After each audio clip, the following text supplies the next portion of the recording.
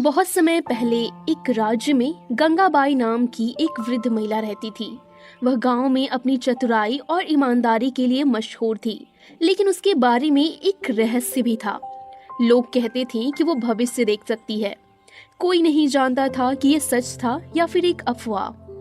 गंगाबाई ज्यादा बात नहीं करती थी, लेकिन जब भी वो कोई सलाह देती वो हमेशा सच साबित होती। इसी कारण लोग उसे बहुत मानते थे। लेकिन इस गांव में एक माधव नाम का दरबारी भी था, जो राजा के बहुत करीब था। वो बहुत ही चालाक और लालची था। उसे गंगाबाई से नफरत थी, क्योंकि राजा भी कभी कभी उसकी बात मान लेते थे। माधव सोचता था, अगर ये बूढ़ी औरत ज्यादा समझदार बनी तो मेरा प्रभाव कम हो जाएगा।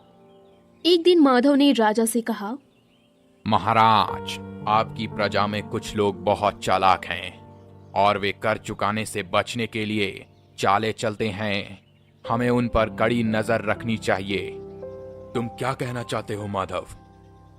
महाराज, कुछ लोगों ने झूठे बहाने बना रखे हैं। उदाहरण के लिए गंगाबाई नाम की एक बूढ़ी औरत है जो कहती है कि वह भविष्य देख सकती है। क्या यह संभव है? मुझे तो लगता है कि वह लोगों को बहकाकर अपने कर चुकाने से बच रही है। राजा इस बात पर विचार करने लगे। उन्हें गंगाबाई पर संदेह नहीं था, लेकिन माधव ने शक के बीज बो दिए थे। अगले दिन राजा ने आदेश दिया कि गंगाबाई को घर चुकाने का प्रमाण देना होगा, वरना उसकी जमीन जब्त कर ली जाएगी। जब सैनिक ये आदेश लेकर गांव पहुंचे तो गंगाबाई मुस्कुराई। मुझे पहले से पता था कि ये दिन आएगा। गांव वालों ने सुना तो वो हैरान रह गए। उन्होंने पूछा, बुढ़िया, क्या सच में तुम भविष्य देख सकती हो?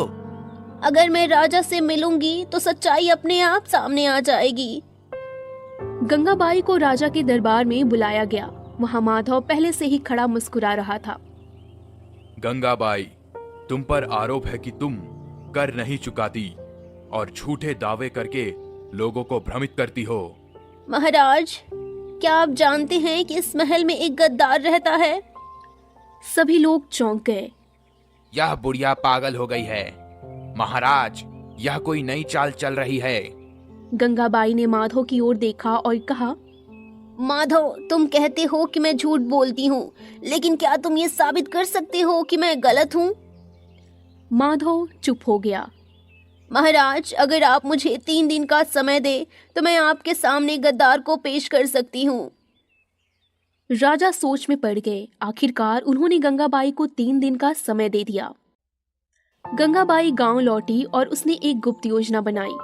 तीसरे दिन वो फिर से राजमहल पहुंची और बोली, महाराज, अगर मैं कहूँ कि इस राज्य से गुप्त जानकारी पड़ोसी राज्य को बेची जा रही है तो क्या आप मानेंगे?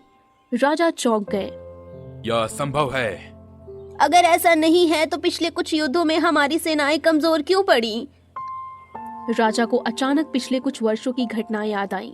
कई बार ऐसा हुआ था कि दुश्मनों को उनकी योजनाओं की जानकारी पहले से ही थी।